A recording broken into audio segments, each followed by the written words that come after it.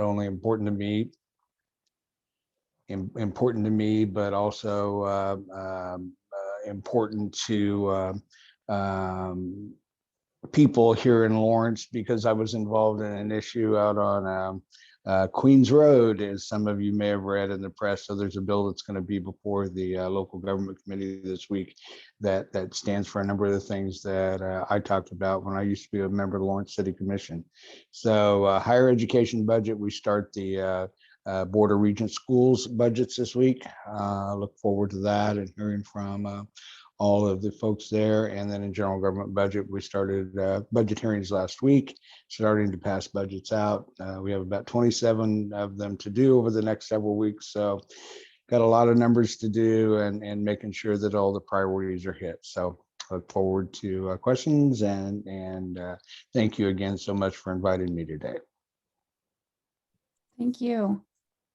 Boo, you're next on my little list over here on the other side of the screen.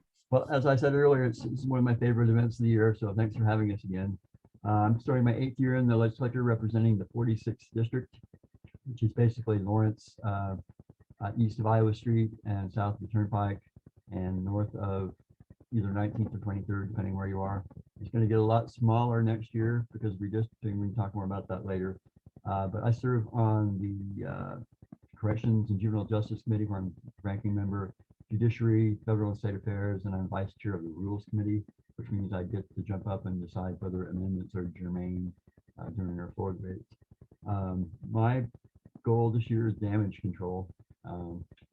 It's been, last year was a really frustrating year, and I think this year is going to shape up to be even more. We're a bigger partisan divide than I've seen in the past, and plus it's an election year. So I can't say that there are a lot of great progressive projects that I'm working on, to be honest. I was hoping that we'd be able to make some progress on criminal justice reform this year or last year, but the Corrections Committee is more conservative than I've ever seen it. We suffered a big loss with our chairman, Russell Jennings, one of the few remaining moderates in the Kansas House, passed away since last term. And so it's a different committee than it was. Yeah, you've all saw the redistricting map that came out. I think that's a good sign of what we could expect this year. They made one district that looked like an elephant. I thought they could have at least made it bipartisan on making another district look like a donkey, but that wasn't going to happen. So fortunately, the governor vetoed that, and I'm not sure it's going to withstand a veto in the House. I think a number of the conservative members don't like it. Some of the moderates don't. Just a question of whether they're willing to stand up in opposition leadership. So working on a couple small projects for the district judges, but again, it's damage control is the order of the day for me. So I'll be happy. Look forward to answering questions. Thank you. Christina, would you like to chat for a couple minutes? Yeah. Okay. Can you hear me? Okay, cool. Hi, my name is Representative Christina Haswood. I represent House District 10, which is the southeast of Douglas County, Lawrence, down to Baldwin City, a little bit of Wellsville and South Eudora. I'm in my 2nd year as a legislator, so I'm one of the newer members. I'm still in my 1st term. I sit on the Fed and State Affairs Committee, Health and Human Services, Agriculture, and I'm on the On-Call Joint Committee of Tribal State Relations. Last year, I was actually on Water Committee, so that's a new update that I now sit on the Federal and State Committee with Representative Heiberger. I think that committee is very lively, to say the least, and I'm learning a lot along the way. I'm learning that every small issue can be controversial, but it's also a great opportunity for me as a freshman to learn how to utilize our resources and how to get in there before it gets to the floor. In Health and Human Services, I think that's pretty much where a lot of my priority is, especially with these weird bills on the Senate side, with prescriptions of physicians and pharmaceutical in relations to COVID-19, attack on Medicaid and any possibility of Medicaid expansion. I feel like really utilizing my public health background is where my focus is this year. But also we made some strides on mental health, but also just trying to bring it back to making sure we get that resources here in the urban area. In agriculture, it's really exciting. The chairman mentioned in the first week that we'll be working on food insecurity. I think there's been a couple bills introduced there. And that's really exciting to see that there's been some open discussion and bipartisan support enough to talk about food insecurity in the agricultural setting. But also we had a really cool bill last week on box turtles. I think there was an article on it, so that was probably one of the highlights so far. But also another great opportunity just to really hear passionate and protect animals. Great, thank you so much. Marcy just hopped on here. Marcy, we're having the representatives give a 2 to 3 minute introduction and discussion of your priorities. Thank you so much. I was on the Zoom meeting for Friends of Oak Hill, and they were just starting to vote for their new board members. So I'm kind of sorry to miss that, and then was trying to connect on my regular email rather than my State House. But my priorities are to try to continue the opportunity. I guess so. I'll say, first of all, I'm serving as the ranking member on Senate Utilities, local government, and also the Joint Committee on State Building Construction. So working backwards, I hope that we can save the docking building. It is a fabulous mid-century modern building and the closest office space to the Capitol. The proposals that we had would renovate it to make it as energy efficient as any other facilities in Kansas. So I had hoped to be on local government to work on voting issues, but because the local government was too friendly to those concerns, they've all been sent to federal and state affairs. But I still believe there are some things that we can do. And the bills on renewable energy have been sent to both local government and utilities. I'm hoping we can hold the line and continue to have reasonable regulations that will allow for increased construction of renewables. We've also heard a lot about the Winter Storm Uri last February. So I'd like to see how we can address that in a couple of ways. One, by funding the extraordinary expenses to our schools beyond what we regularly would send them. And the other is to consider a bill that would not allow utilities to make contributions to charitable entities. So lots more to discuss. Thank you. Thanks, Marcy. And last but not least, Anne, would you mind introducing yourself and talking about what is important to you? Thank you. Good to be here today. It's always a good meeting and you guys always have great questions. So I'll just open with a few things the State Board of Ed is working on and then welcome your questions. I represent District 4 on the State Board of Ed, which is all of Shawnee County, Jefferson County, Osage County, the western half of Douglas County, most of Lawrence, and then some of Wabunsee and Pottawatomie County. So it's about the equivalent of 4 Senate districts good group of folks. Enjoyed doing it. I have 29 school districts, including a lot of Lawrence. So anyway, our big issue right now, number one, is trying to help schools recover from COVID. We're getting ready to start distributing the ESSER 3 funds. ESSER is the term for the federal money that's going to schools, and there'll be money going to public schools and private schools both. The main goal, they've had ESSER 1, 2, and 3, and the main focus of ESSER 3 is to be student learning, which really has been the focus of 1 and 2 as well. But 1 and 2 had more room in it to do some things that really popped out at us when COVID hit, like if your air system is not good, kids are going to get sick. So more money out of there went to maybe doing some facility upgrades, although some out of 3 is going there too. But everybody put a lot of money into hiring more teachers, doing after school, trying to help with learning loss recovery. And like I said, we'll start doling out the ESSER 3 funds this year, and they have about 3 years to use those monies. Doing some very exciting things with that, actually. Trying to figure out what the total impact was of kids of COVID. Of course, learning loss was huge. We had a drop off in our assessment scores last year. And in the districts where they were essentially out all year, like KCK, it's going to take years, you know, for those kids to recover.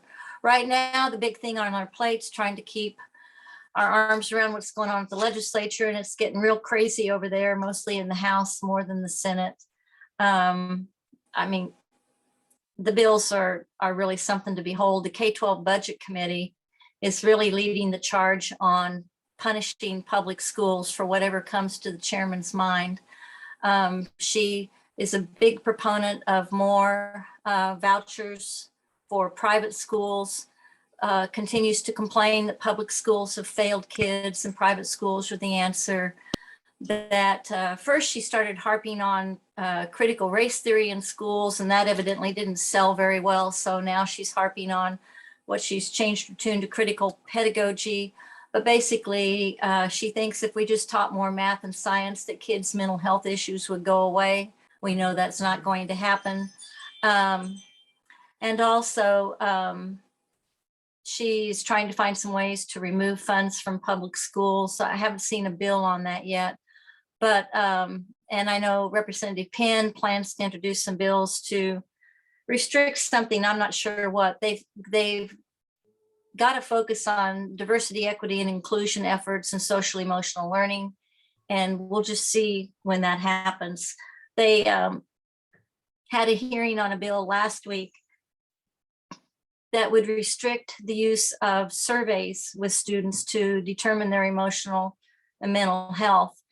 Some of you may be familiar with the Communities That Care survey. Counties use that more than anything to try to assess what's going on with kids. It's actually managed by KDADs, if you will. It's one of their surveys. But it's a really good survey to help us figure out what's going on with kids. You know, what's the drug use? You know, what are they thinking about? You know, gets into suicide and a lot of things that are really helpful in 6th to 12th grades. Well, they really want that survey to stop. But then in the bill, they also said counselors, you know, you could not use a survey with a student that the parents hadn't seen at least 4 months before. Well, parents and the committee chair may not realize it, but there are a lot of times when a counselor has a suicidal kid right in front of them. And when they want to dig more into that, this bill would actually stop them from using surveys or, you know, tools to help them assess that student mental health. So it's just some crazy stuff going on in K-12 education budget, and we're trying to keep our arms around it, keep it from getting too far away. I think the good news is that some of the craziest stuff last year barely passed, and if it passes again and the governor vetoes it, I think we can sustain that veto. But anyway, that maybe help you think of some things you might want to ask about, and I'd be glad to answer questions at the appropriate time. Oh, and Representative Haswood, they put me on Fed and State the first 4 years I was in the House. And when they let me off of it, I knew there was a God. So there you go. Good luck with that one. That's the crazy committee. Thank you so much. So now let's open it to questions. And does anybody want to get started? Who wants to start? Or I will. Nobody? Well, education is super important to me. I have a history of teaching in higher ed, but also, I have school-age children. And right now in Lawrence, this is a hot button issue, is schools and our school buildings. And so those of you who work on local issues or not, I would be interested on your perspective of what's going on in Lawrence specifically about with the Save Our Schools, because I know that they've earmarked several schools for closure or consolidation, which would be, as far as I understand it, a detriment to the children who go to those schools. So does anybody have any thoughts on that? Well, sure, I guess I'll jump in. Thank you. Yeah, communicated both with school board members and with people from Save Our Schools. It's a really tough situation. There's a serious budget shortfall due primarily to a drop in enrollment due to COVID. And so getting more funds, per pupil funds from the state is a real long shot. I think Marcy is looking at possibility of getting some energy relief money. She can talk more about that. I was looking into the possibility of brought to my attention, there was an inspired statute about enrollment, declining enrollment waiting that expired in 2018. Discussed with school board members. It looks like even if we could, in the remote chance that we could get a hearing on that this year and get it through, it's not going to help the school district budget this year. So I sort of let that drop. Yeah, it's a tough situation, and given how antagonistic the K-12 budget committee is toward higher education, getting additional funding through that source seems likely. I'm hoping that through the SPARK committees, there may be something that the school board could do, but we can talk more about that later. So, other folks.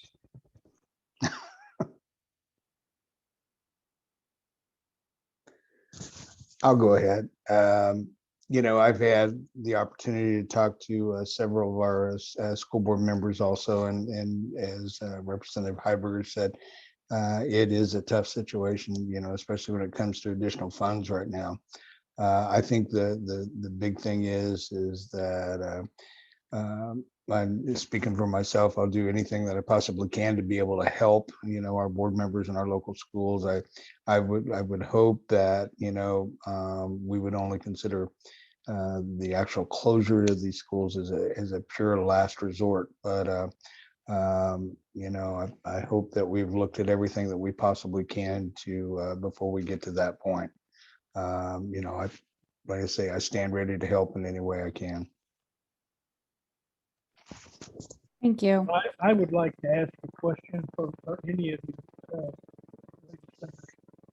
What do you think the possibility would be of getting a bill introduced to allow our school boards to run our schools and prevent individuals from intervening and reversing some of the policies the school board wants to use? I couldn't hear the last part of the question. Yeah. Tracy, did you Charlie, hear it? can you type your question into the chat? I also couldn't really hear it. The sound is breaking up. It was something about the school board, but I'm not quite sure what he said either. Okay. It'll take me a little while. Go ahead. Someone No else. worries. I guess then we does anybody else have any questions that they want answered? Marlene, go ahead. Yes, actually, I wanted to ask Anne, because there are several, I've been following the education legislation too, and there's several bills that I'm wondering what she would anticipate the effect of. One of it, which is allowing private school students to be able to participate in sports. And the argument is that somehow that increases publicity and visibility. I guess I'm having a hard time figuring out why anyone would think that that would be helpful, or, I mean, I guess I don't understand what the intent of that legislation is. I think if I sat in on that hearing last week, and I encourage all of you to sit in on hearings of any bills that you find interesting, because you can do it from the comfort of your own home. You don't have to travel to Topeka, and it's easy to watch what's going on. But I think that what the chairman said is, we should let the kids play. And that was kind of her mantra, that, it's always a good thing if kids get to play sports. And she thought, the parents pay taxes to the schools, and they should get to play. I thought, I think it was, one of the parent groups over in Johnson County put out a really good list of reasons why we should not let that happen. And one of the things is that Keisha has a lot of rules that student athletes have to follow in order to be able to play. They have to have a certain GPA. They have to be taking so many core classes. They can't sit home on Friday and rest up for the big game. They have to be in school. They have to be behaving. They have a long list of things that public school kids have to do. And homeschool kids, there's not even any accountability. You don't know what they're taking. And so I don't know what the impact would be overall. I know there are some states that do it. I just haven't had a chance to study to see what the impact would be. But I also know there are a lot of opportunities for private school kids to compete in sports. So I get the thing about their parents pay taxes too, but if they do jump on in, the water's fine. Come on to school. We'd be glad to have you. You can also imagine, couple that with the bill that allows students to go to any school they want to in the state if there is capacity open in that school. And you can see a huge recruiting tool happening here. And I can imagine, like, for example, a student in Lawrence who's really, really good at ABC sport, but can't make the team, pops over to some small school where they can be a superstar and knock some other local kid off the team. I'll bet that would go over real well.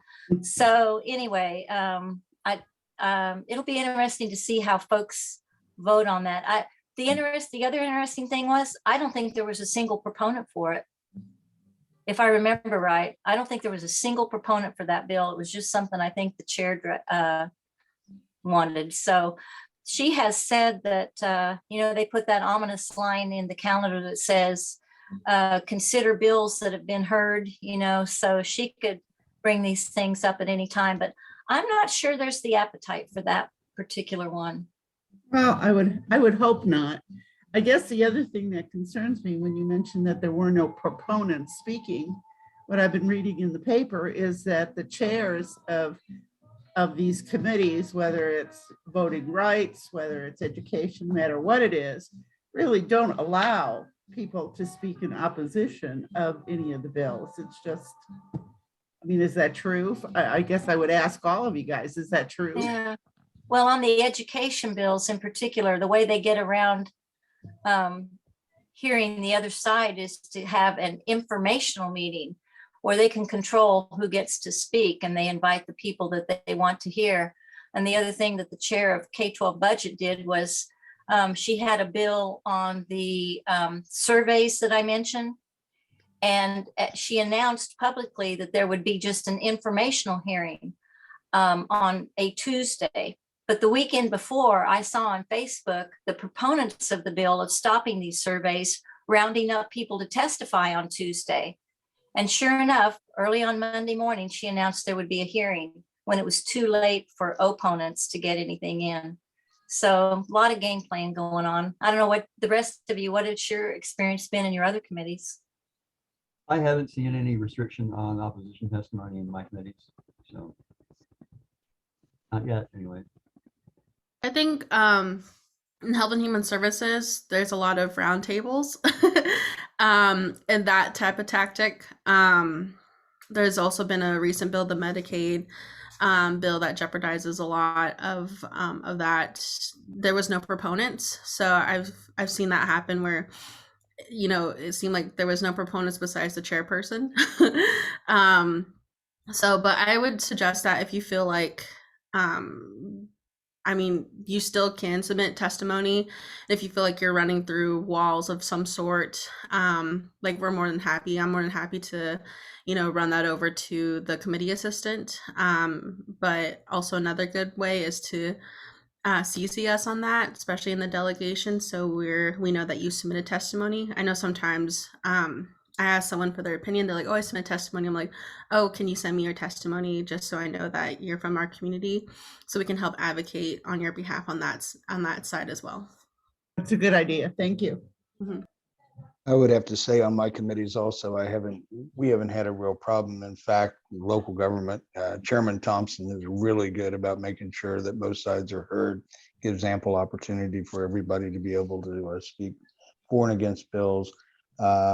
Higher ed budget is the only one that I'll question maybe a little bit, but we haven't really gotten into it. But this week we will. So we'll find out how really open that one's all going to be. So. Charlie's, does anybody else have anything to add? I don't want to. No, okay. Charlie's question is in the chat and it's for Anne. He says, do you think there's a possibility of a bill being introduced that would allow school boards to run our schools and prevent any individual to intervene and overrule school board policy?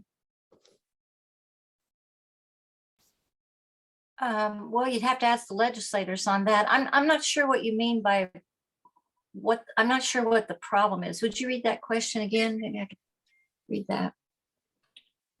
Yeah. Do you think there is a possibility of a bill being introduced that would allow school boards to run our schools and prevent any individual to intervene and overrule school board policy? Well, I'm not sure an individual can intervene to overrule school board policy right now. I mean, the school board members are duly elected members. You can have some noisy parents who influence what they do, but when that body votes, they vote. And you know, they do have local control. So I'm not, if there's a specific instance of something that's happened, I guess we could address that.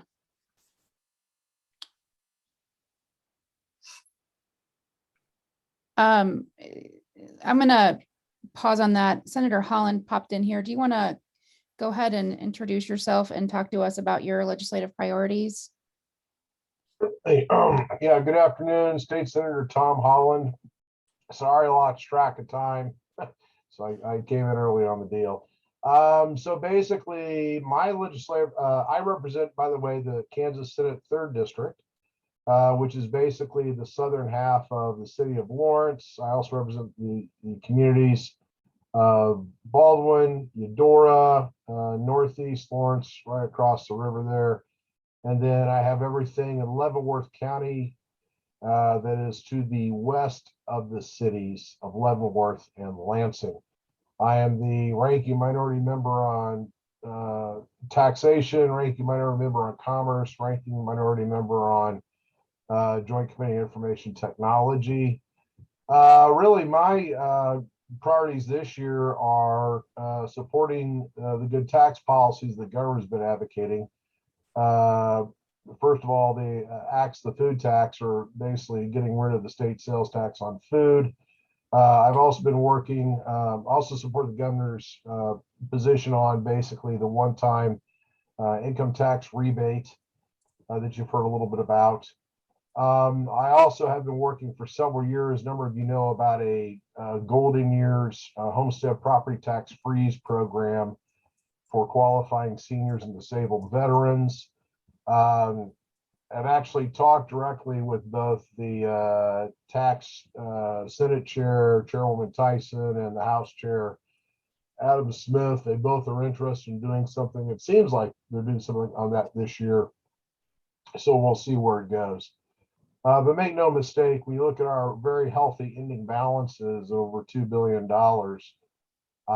we need to get some of that back to the people, but we also need to be sure that we're not instituting ongoing tax cuts, because I'm of the firm opinion that that's a one-time, a lot of recognition of monies, and that will not that will go away soon. So that's pretty much it. We're happy to take any questions from the group. Thank you. Audrey, you had a question? Yes, as a matter of fact, I've got a question for Marcy on energy. You know, what hit the news was that there's a bunch of people that are anti-wind, anti-alternative energy. I don't know how strong this is, and I'm a little worried about it because wind energy brings a lot of money into the rural part of Kansas. What's going on? How strong, how serious a threat is this that people are going to vote keep us away from having wind and solar? So I will say we have a chair of the Utilities Committee that is, a meteorologist and does not believe in wind. Okay. Or renewables. So he is using some of the experience of last February's event, comments from rural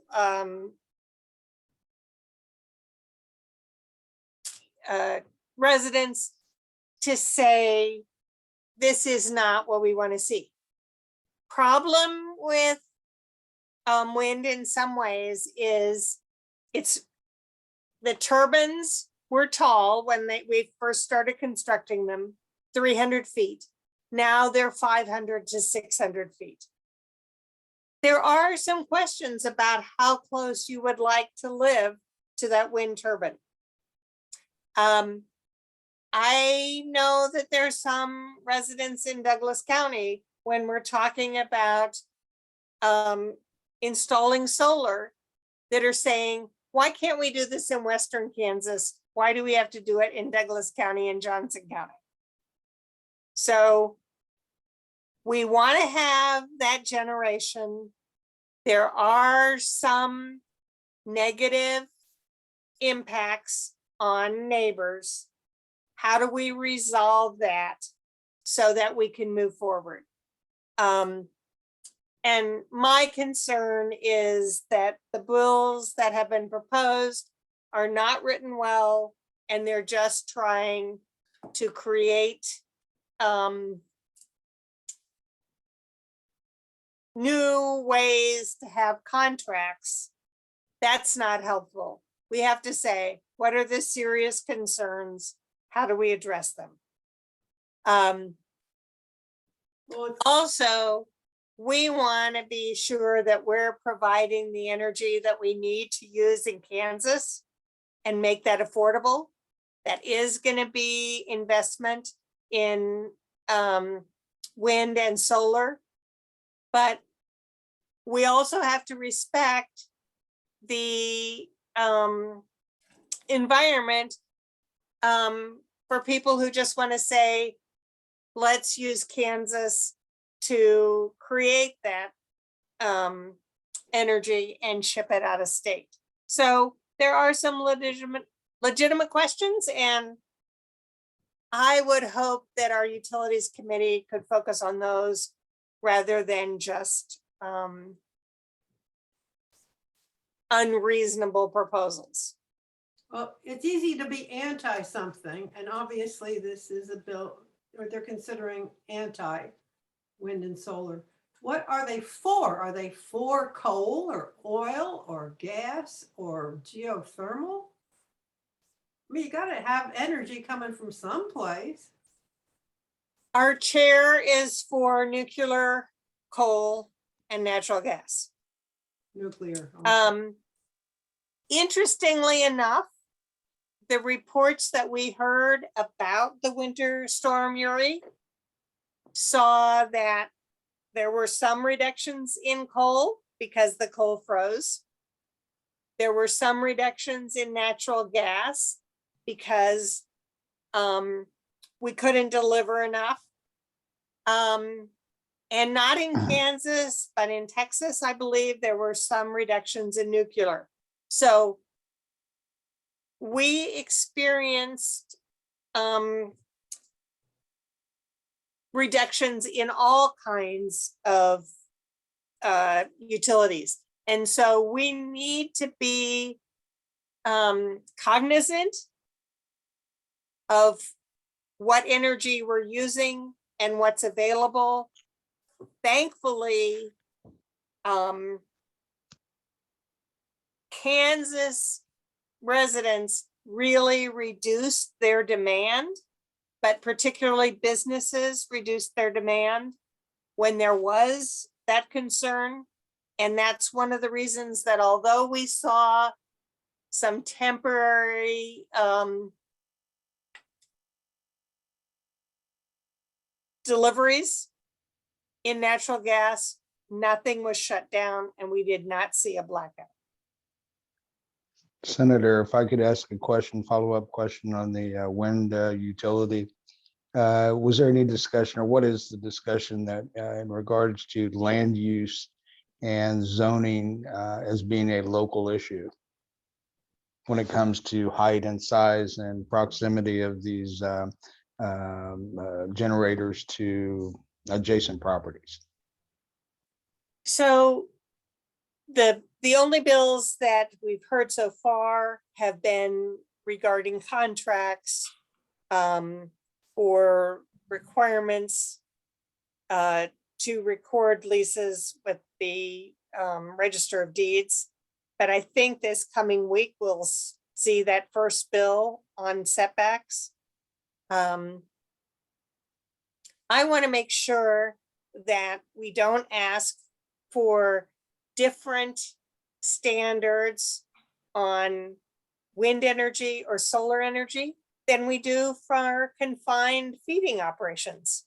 Right. So certainly there were some big concerns when we talked about, establishing chicken farming.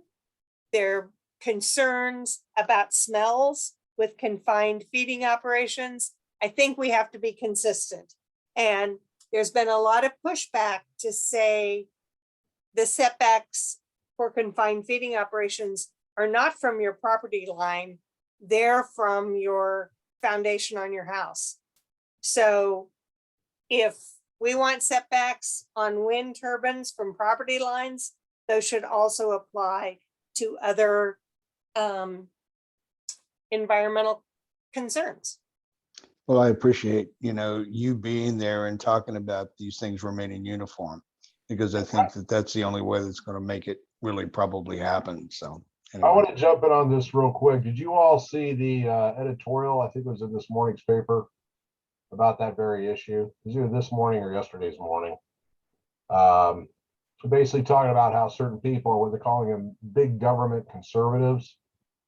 And this Senator Thompson and Senator Francisco, I'm not in utilities, but I have a little bit of experience with this on a number of issues. Obviously, it was Tyson Foods that came in and put up that chicken processing, or tried to, in the middle of the night.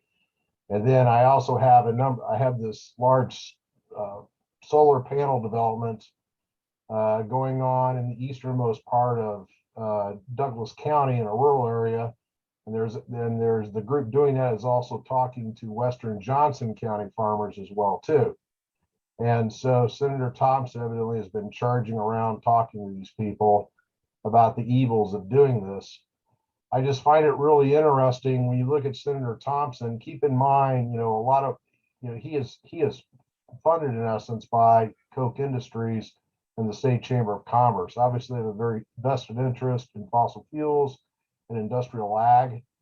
And it's kind of funny, the Senator Thompsons of the world, as Senator Francisco is related to, they're more than happy to, put a super chicken coop right outside your home. But then they will profess, concern over, supposedly cancer-causing wind turbines. I also find it interesting, quite honestly, with Senator Thompson from the perspective of, he is basically like these, to me, they're more really corporate authoritarians. They're basically trashing people's property rights. When you talk to basically the landowners there in Eastern Douglas and Western Johnson County, a lot of them are like, fourth, fifth generation farmers. They have this land, they're not working it. They want to do something else with it. And so there's been this group going and buying up these, these leases and whatnot. Quite honestly, if there's not, I guess, a negative environmental ecological impact, at what point are we going to allow basically the special interests in FIGA start overriding, people's personal property rights? Senator Thompson's the same guy overriding your property rights, he's overriding your bodily autonomy rights. If you're a female, when it comes to, basically health choices, these people aren't consistent at all. So I'm really, we'll see where this goes, and I'm sure Senator Francisco will be on top of it. But the people who are trying to push this stuff, there's a lot of hypocrisy there, and I think that's going to get pointed out at the appropriate time.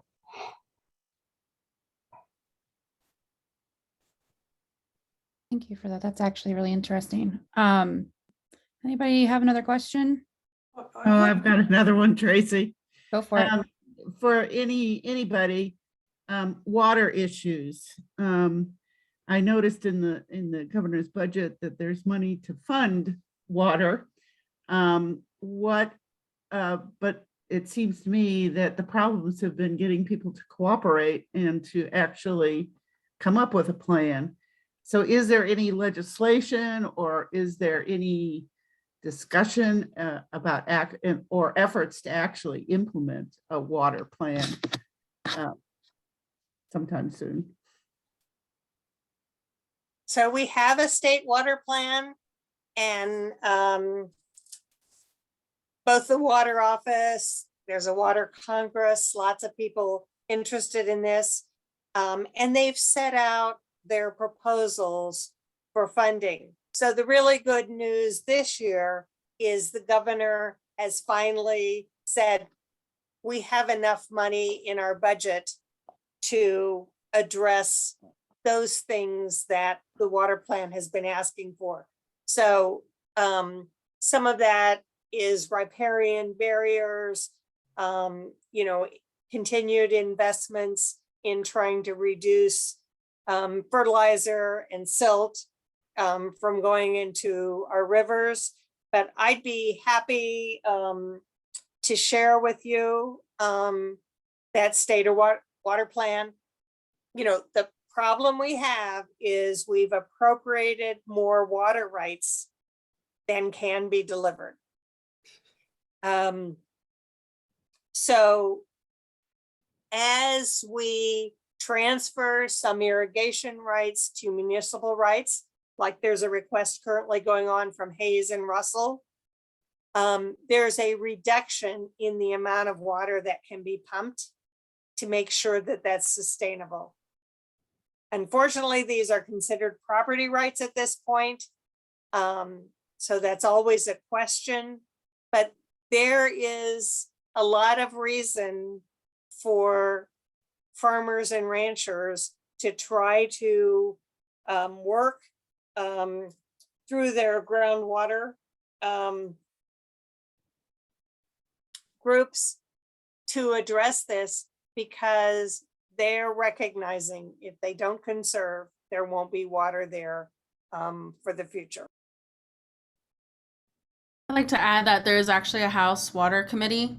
I was on it last year, and I know they're working a lot on the budget and other things as well. I don't know exactly what they're working on at the moment, but I know there's a big emphasis on Western Kansas, and the aquifer, the Ogallala Aquifer, is definitely a huge priority, and making sure that we, I guess, help farmers feel comfortable to switching more sustainable practices in water. That's still a struggle. I'd like to give my 2 cents on that, because I'm not on any of the water committees, but it was always fascinating me about this is that, when you consider where our population live at in the state, Northeast Kansas, South Central, okay? and everybody's getting wrapped around the axles with farmers and ranchers in Western Kansas. My feeling is that, you know, I always ask the people who come to my office when we support the water plant funding, it's like, well, you know, the people who are putting silt in our reservoirs, the people who are, you know, polluting our streams or lakes, the people who are, you know, basically consuming more than their fair share and they're causing problems, you know, how are they paying into this? You know, where's their pain? And, you know, nobody really seems to be able to tell me how this is all coming together.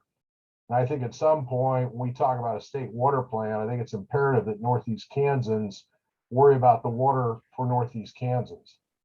And, you know, other people outside of that area, you know, my concern for their use is secondary at this point. I want to be sure that we have water for families and businesses here to conduct our life and not be held hostages to bad practice in other parts of the state. So that's my 2 cents. Thank you. Okay, so a lot of the water plan does represent or look to the reservoirs. I want to thank the League of Women Voters for their 1980 study on those areas. And it's now been expanded because we recognize that Wichita is not the oligolic aquifer, it's the equus beds. But we have some serious concerns in my district on the Delaware River. I know that we have to also pay attention not only to silting in Perry Lake, but silting in Clinton. So there are issues here in Northeast Kansas that need to be addressed. I really appreciate the work that Representative Haswood did on the Water Committee. I know that right now the House is taking the lead. Representative Highland was kind of appointed to this Water Committee. I'm waiting to see what they come up with, and I'm hoping that bill comes out soon, because this is something we need to discuss, and we need to see how seriously they are taking this issue across Kansas. And some of it needs to be out west, but obviously throughout the state, and there's different issues in every one of our watersheds. Thank you. So the chat is very active right now with, and this is where I was going to go next. So it works out well. We need to talk about redistricting. Food for the elephant. Yeah. I was going to say the elephant in the room is redistricting is actually what I was going to say, but so let's talk about redistricting. Jean had a question. When will the ACLU Kansas file a lawsuit and take it to the Kansas Supreme Court? Well, it's premature. First, the legislature will need to try to override the governor's veto. I'm not absolutely sure there are votes there in the House. The conservative members of the House don't really like it, and some of the moderates don't either. So if they're willing, just a few of it, there are a lot of people missing on the day we passed the map. There are only 79 votes in favor, and so some people are missing. So only if the veto is sustained would it have to go to court.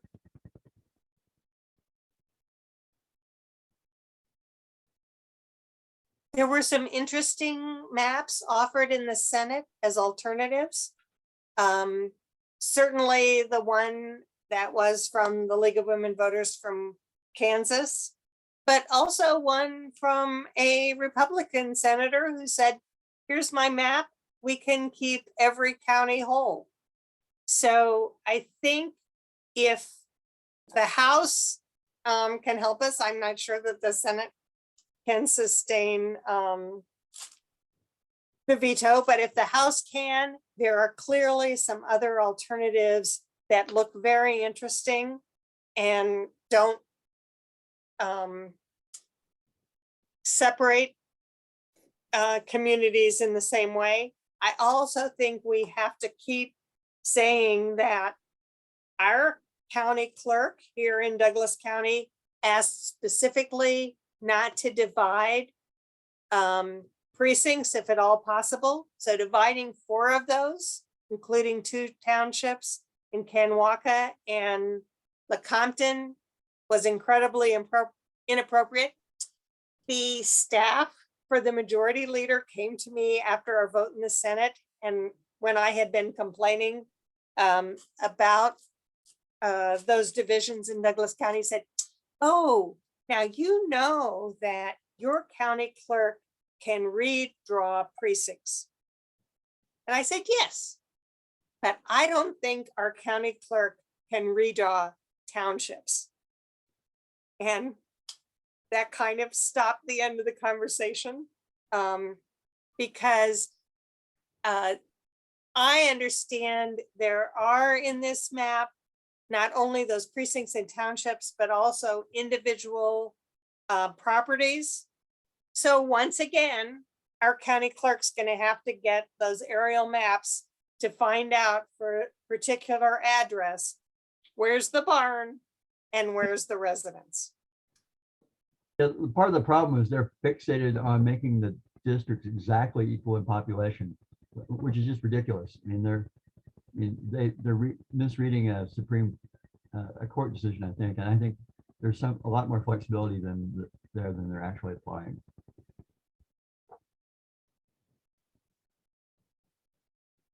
As far as my thoughts on redistricting, and I was not there when all the fun and games happened in the Senate. I was actually on a business convention that week that this was discussed.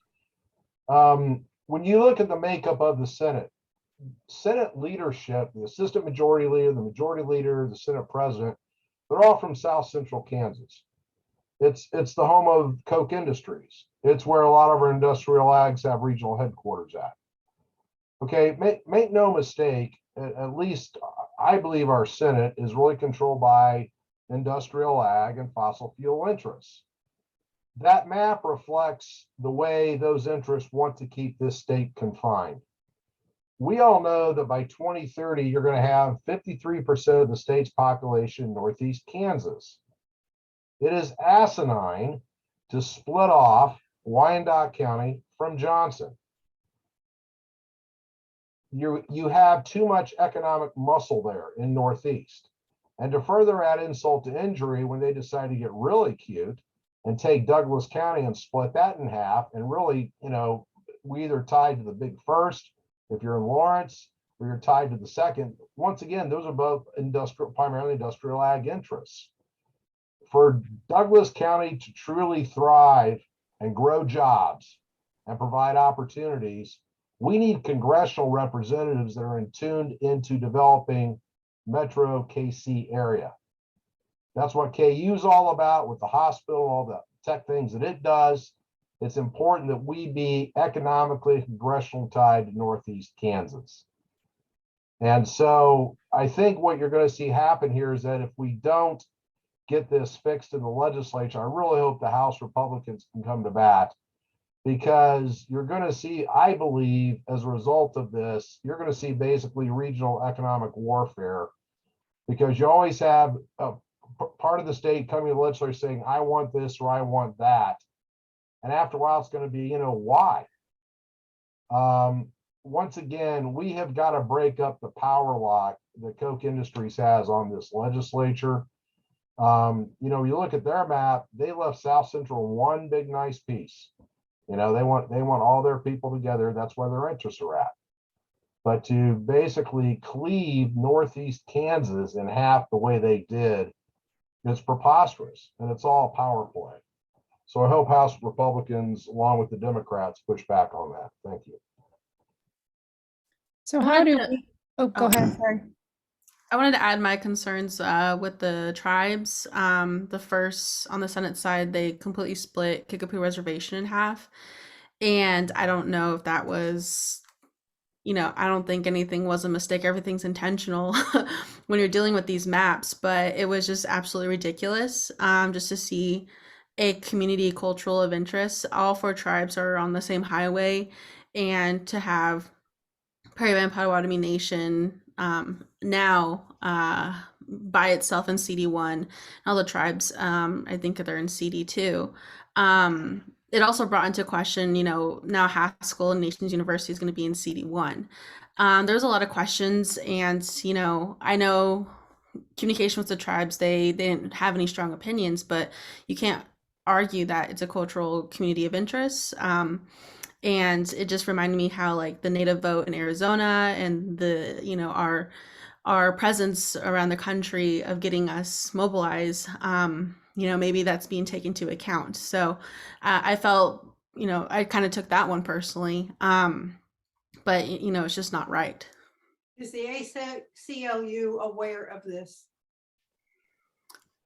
I haven't heard from them, but I'm pretty sure that they took it into interest. I'm getting a lot of emails too that says do not support or sustain the governor's veto, and it has the tribes in it as well. So I'm not too sure who's behind those types of emails, but I feel like everyone pretty much is on the same page with that.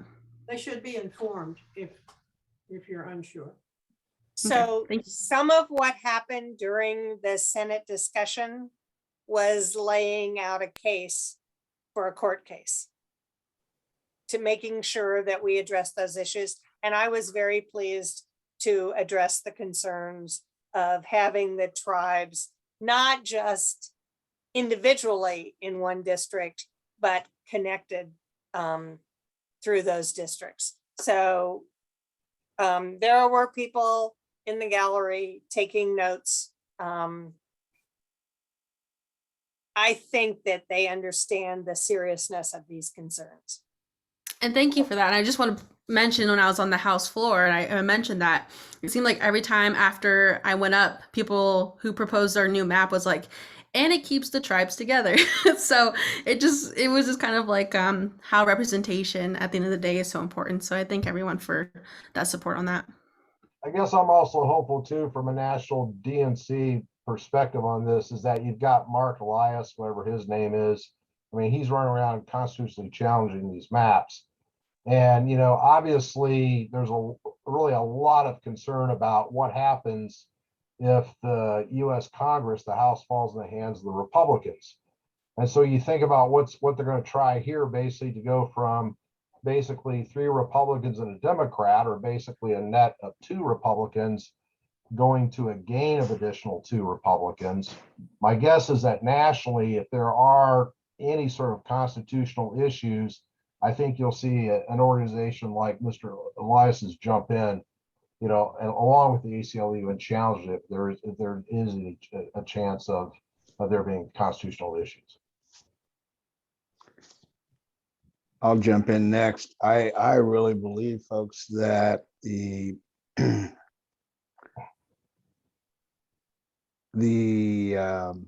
removal of Lawrence from the 2nd district and placing it in the 1st had nothing to do with population and numbers and any of that stuff that we continue to hear over and over and over again. This was a simple way to take Lawrence, Kansas, and place it in the 1st and neutralize our vote. That's all this was about. And if that's constitutional, something's really, really wrong. I hate to bring that up, but I honest to God believe that is just flat wrong. And we need to make sure that we stand up. We make sure that we talk to our colleagues on the Republican side, and we need to spell this out, because it can happen to them. And, they will be the first ones that scream. So we need to make sure that they all understand this piece of work, because that's all this was really about. So as constituents, what can we do from our living rooms or our offices to help?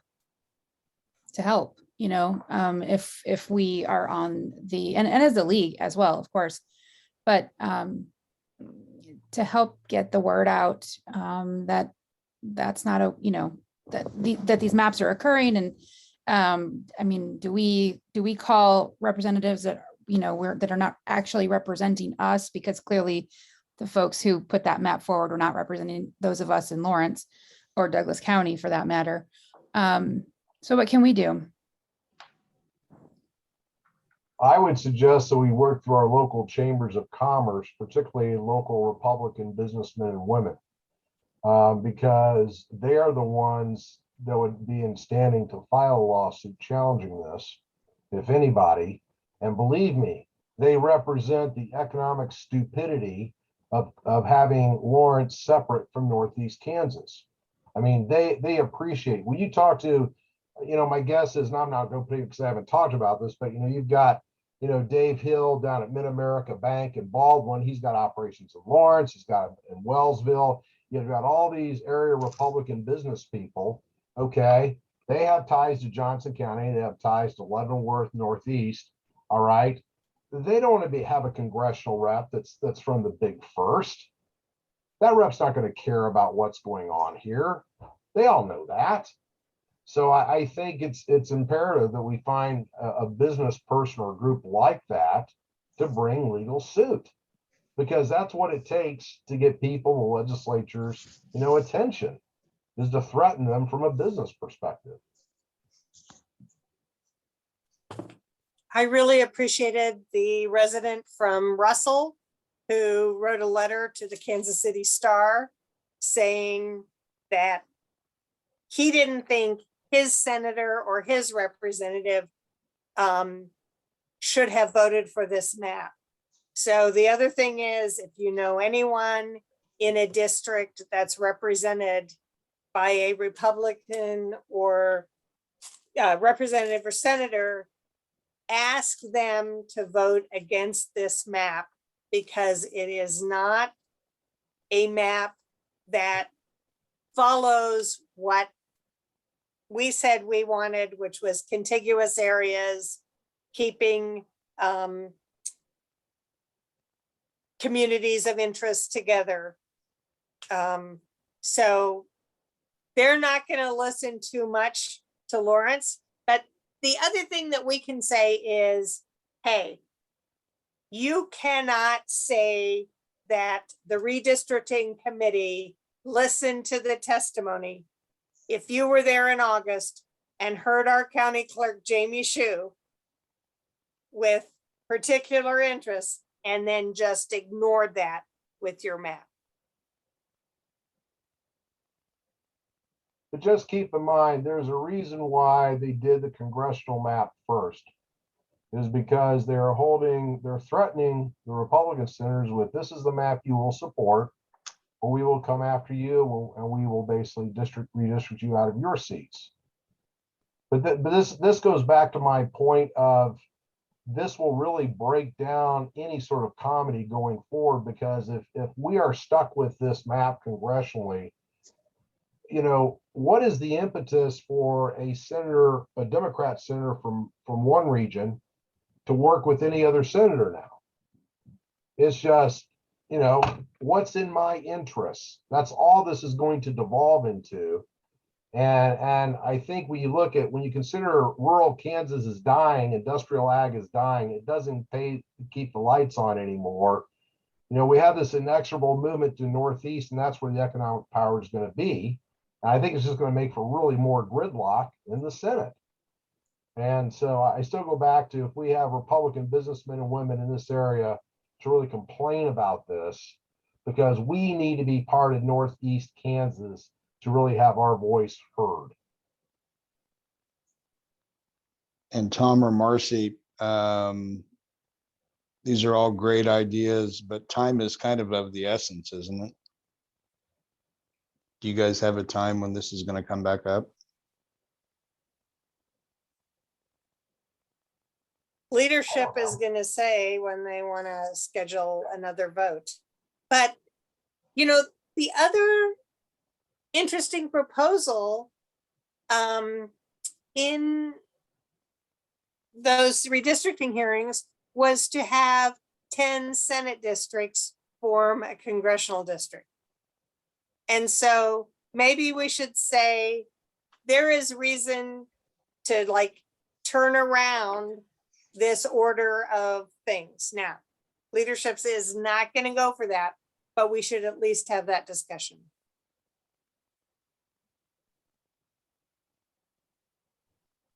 Okay. I really think the long game here is that at some point, Northeast Republican senators and House reps need to wake up and realize that if they band together with Northeast Democrats, state senators and House reps, that they will drive the train. And the question is how long is it going to take for that to happen? Because that's where this is eventually going to go. It's just a matter of do we get there sooner or later. Okay. Great, thank you for that. I really appreciate that perspective. Did anybody else, do we have any more questions that we want to? There's a question in the chat about Yeah. education and particularly how US history is taught. And the good news is I don't think they've brought those bills to a hearing yet. Let's continue to remind them that it should be our State Board of Education and our school boards that oversee curriculum, not the legislature. Or parents. Parents should go to the school board and should vote for State Board of Education members. Correct, but they don't decide the curriculum, I suppose. But yes, I agree with you. Well, the state board sets the standards that have to be met. We set the target. The local school boards determine what curriculum they want to get to teach those standards. So they figure out what set of bows and arrows they're going to use, what, and how they're going to get to the target.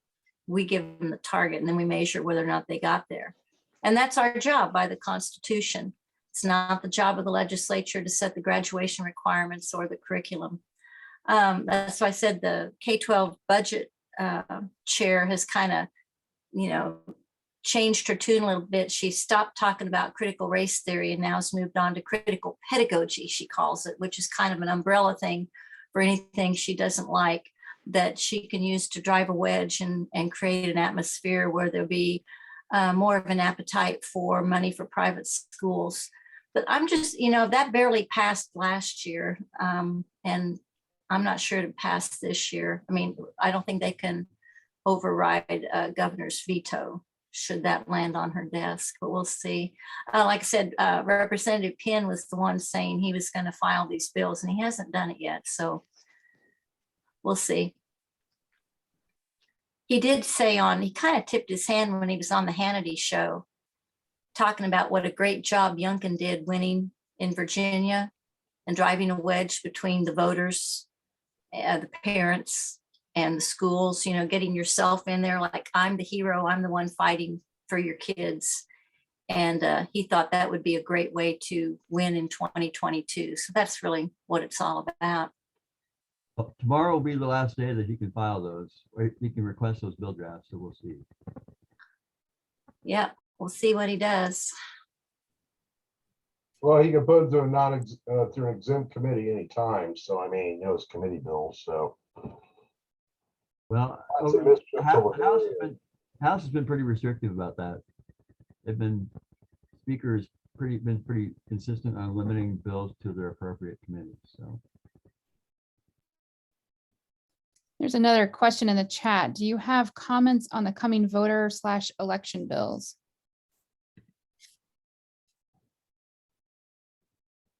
I hope they don't pass. Well, it's kind of funny because Senator, I'm sorry.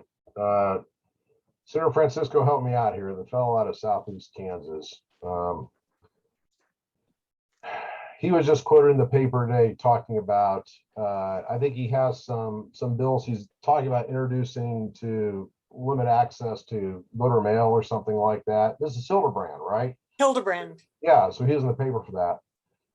What I'm waiting for is when one of these people pop up on our Senate floor and say why we need to further restrict voting access, I'm going to ask that individual, do you think President Biden legitimately won the 2020 presidential election? And I think that's basically going to kill the debate right there. because this is nothing else than sucking up to the former guy and perpetuating the myth that there's fraud.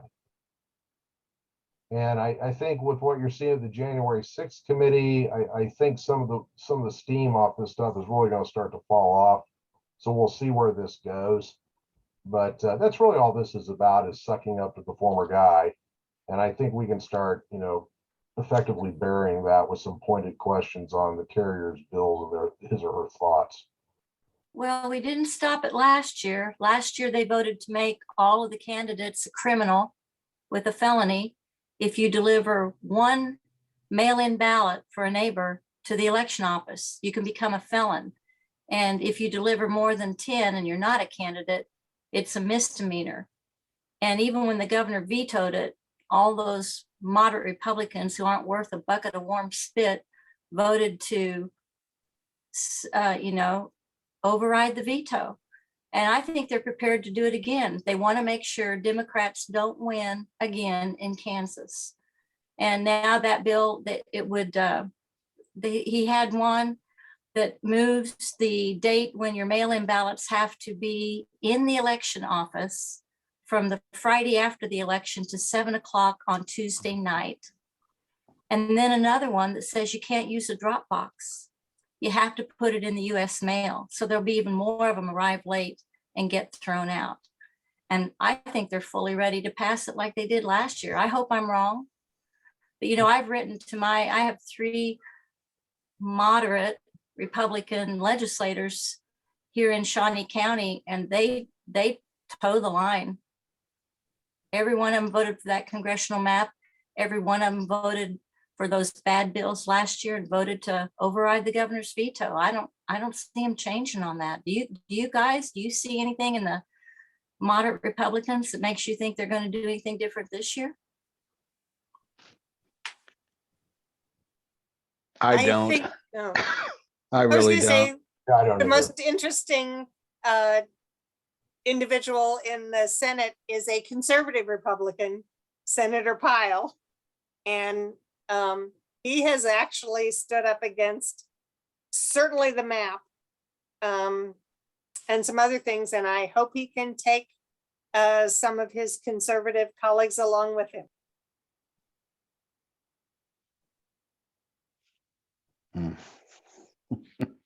I feel like any bad election bills are just to strengthen people to vote for the abortion amendment. That's where I think all this effort's going towards. That's interesting. Mm. Speaking of that bill,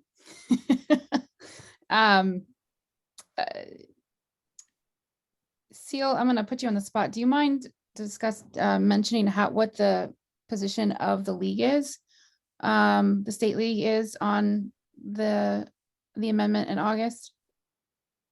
Well, the National League is for reproductive rights. Yeah. And the Kansas League stays there too. We're for reproductive rights. We are opposed to this constitutional amendment, which would remove any and all rights to an abortion in Kansas.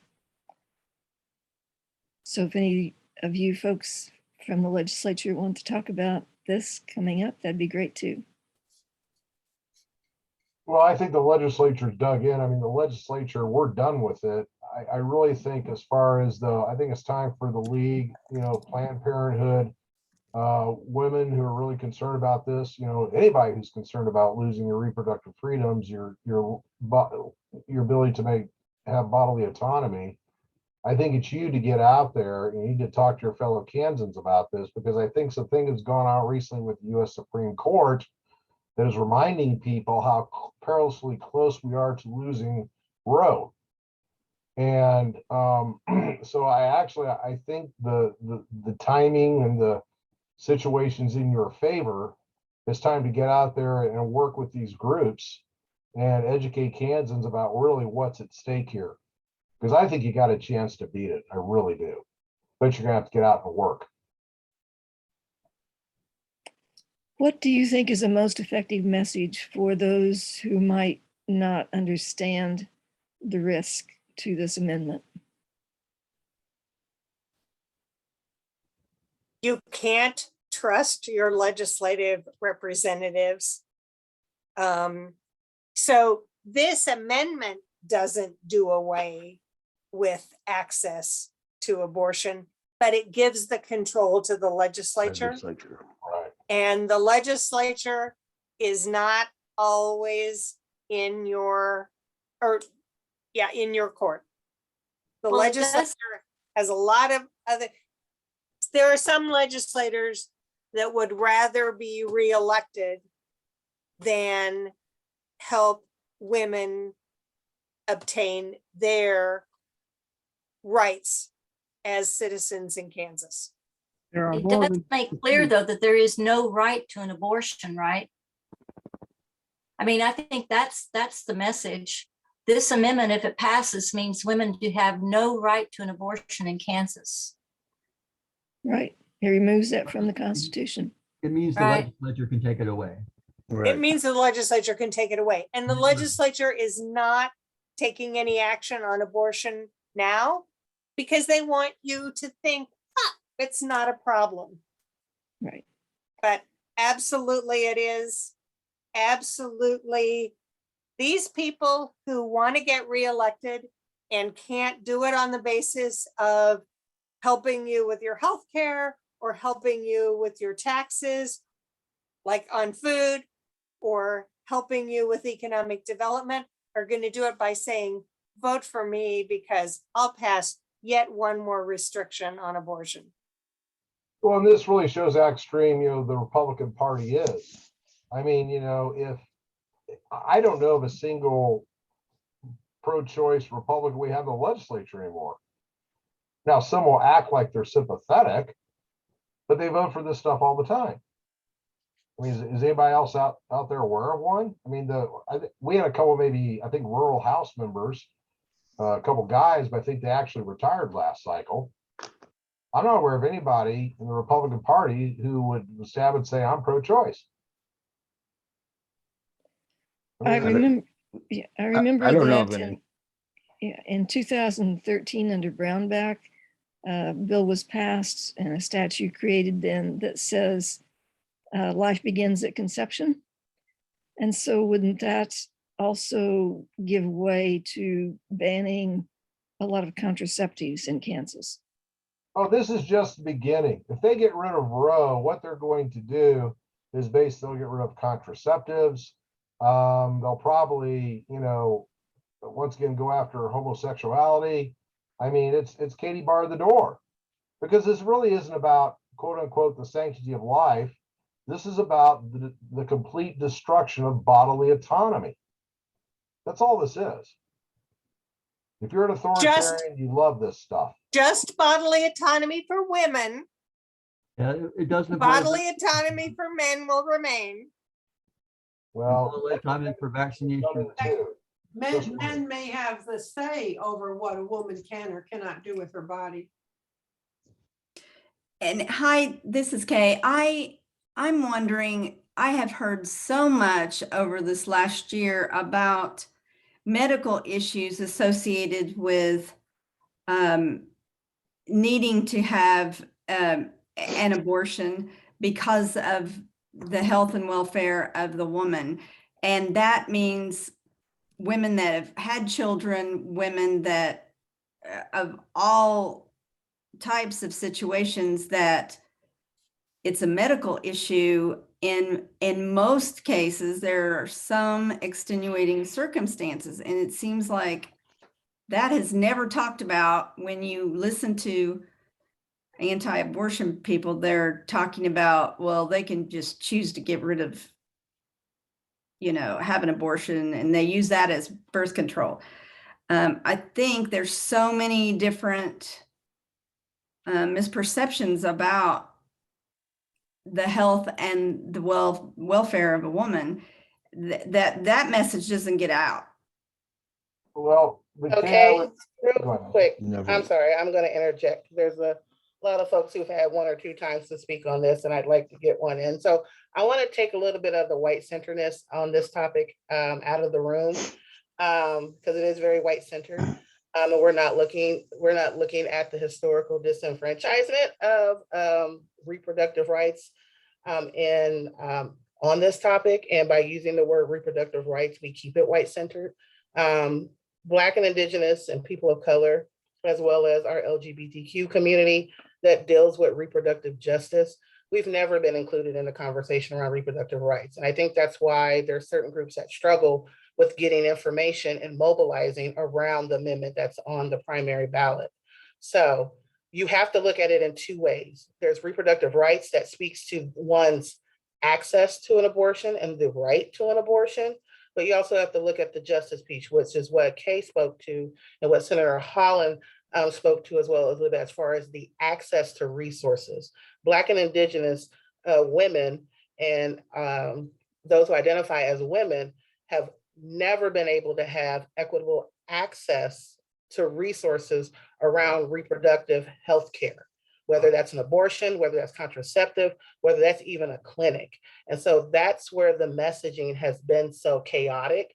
And that's why it seems like we're in a little bit of a disarray in our state right now around this, because of the messaging. And there's been a co-opting, which the opposite side has done a wonderful job of that. They've used black and brown bodies to advertise in our own backyard of Douglas County to say, vote yes to value them both, which none of us have ever been valued. Black and brown bodies have never been valued in the conversation around reproductive health care as it relates to rights and justice.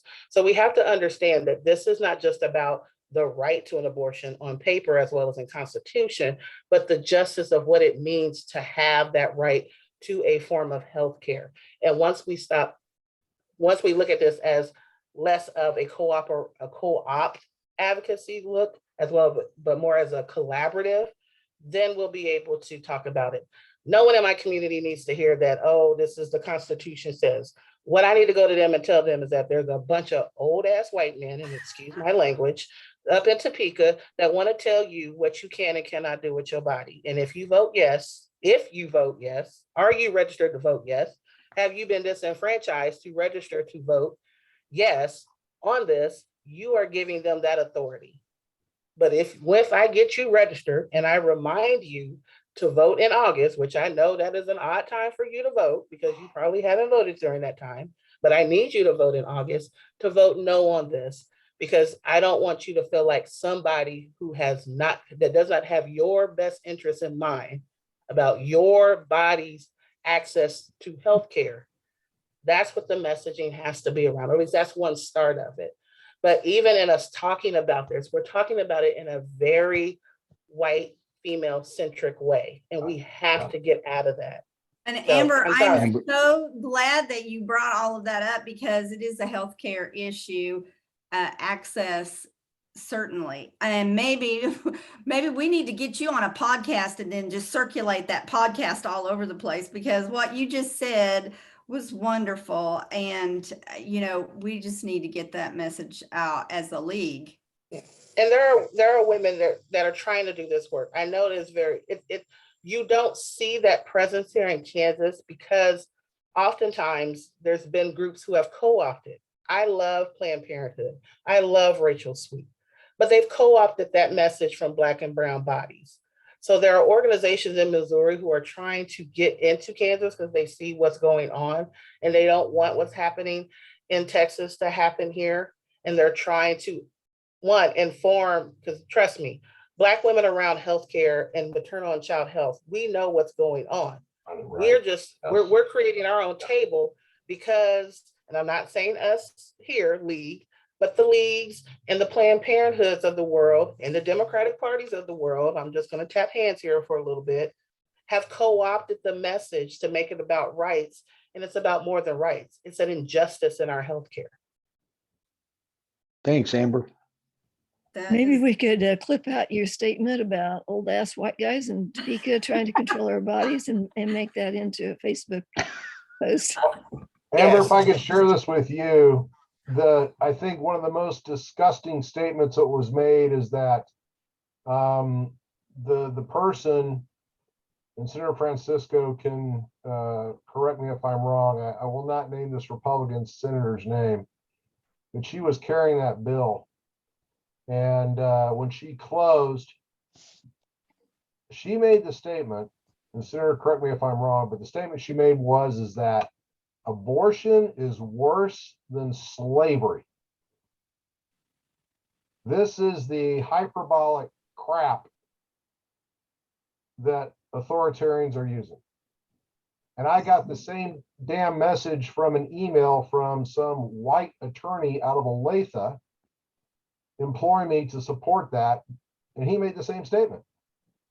I mean, this is all about pure, raw, bigoted politics, prejudicial politics.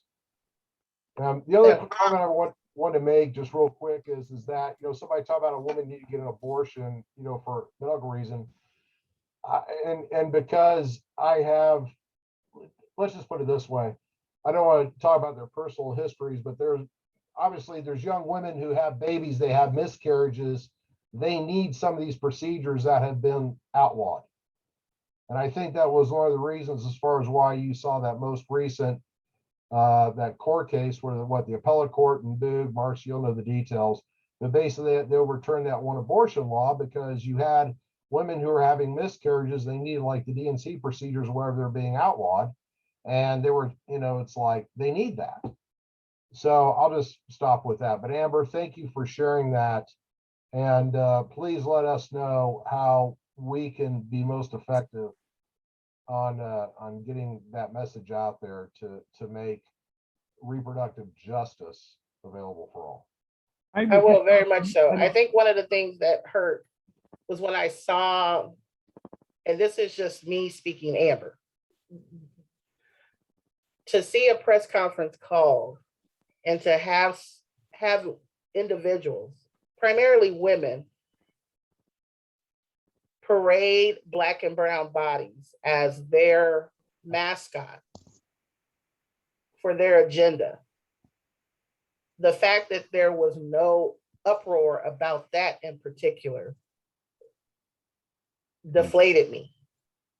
And then to see it in billboards as I drive home to see my family, as I drive in my own community, and just the pure hypocrisy around it. Vote yes to value them both. That's the part that hurts. And so, I'm not, like I said, I'm not here to tap hands, but yeah, we have work to do because the messaging is not right for the population, for the populations that need to know about this. And so it is, we have to start looking to those who are connected to those very groups that we need to turn out in August. Because the high level discussion about constitutional rights, I mean, just look what the 13th Amendment does. Don't talk to my people about constitutional rights here. But we need to know, what does this do as it relates to the continuous fight towards equity and justice and access, that which is what we need in our state. So I can tell you what it's going to do from a man's point of view. You start taking away the right of a woman, and it's just going to make it easier the next time to take away rights from anybody. It's not just a woman's problem. This is a man's problem too. But reproductive justice also does not mean you have the right to an abortion. It should mean you have right to health care. It should mean you have rights to bringing a baby to term. It should mean that we have maternity care that's equal and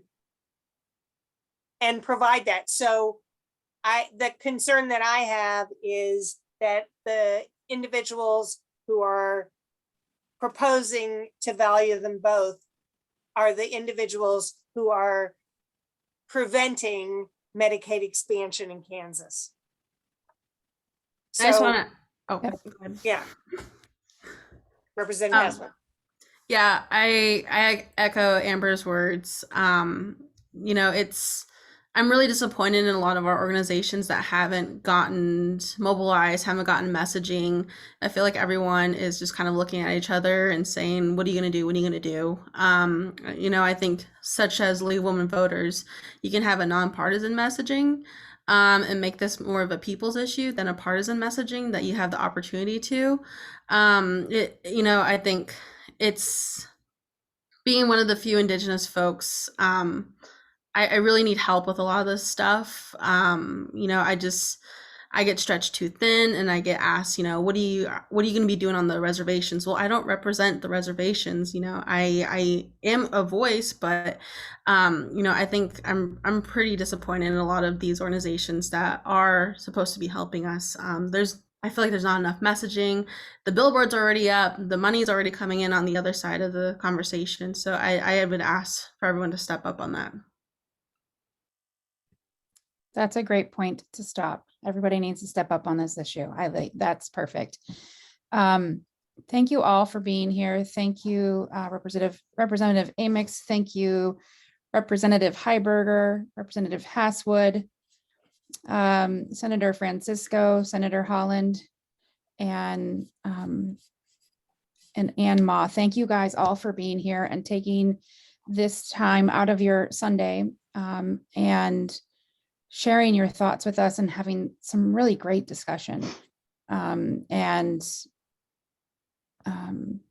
Yeah, have a productive week in the State House, positively productive week in the State House.